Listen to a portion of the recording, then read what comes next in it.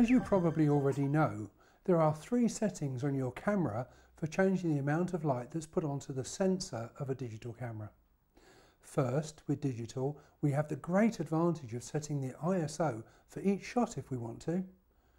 Like film, a setting of around 100 ISO will give great quality, and if we're using decent studio flash heads, we'll have plenty of power to play with.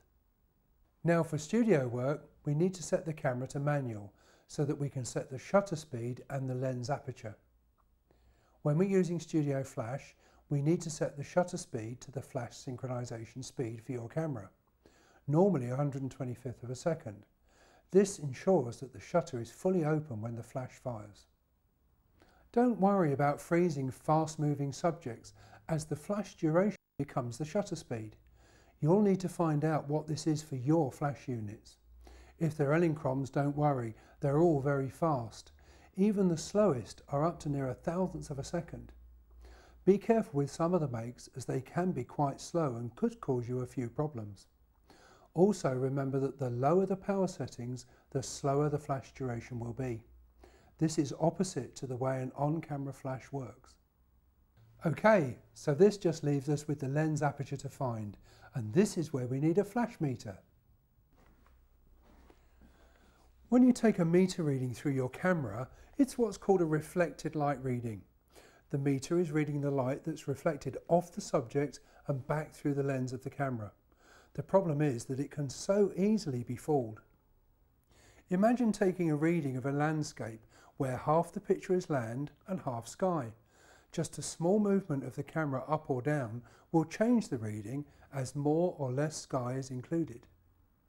Likewise, if I were to take a reflected light reading from my handheld meter from Ashley, wearing her white top against a light background, and then set that on my camera, I'm sure I would get some well-exposed shots. But if we then asked Ashley to change and she puts on a black top and we use a black background, there would be less light reflected back to my camera. If I took another reading, it would be different from the first. Now individually, the pictures would probably look okay, but when you'd put them side by side, the skin tones would be different. A much more accurate way of taking a reading in the studio is to read the light that's actually falling onto my subject. This is called an incident light reading.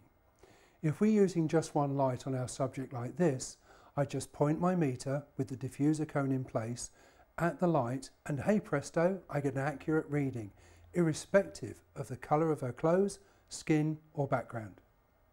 The display shows the aperture I need to set on my lens for a correct exposure.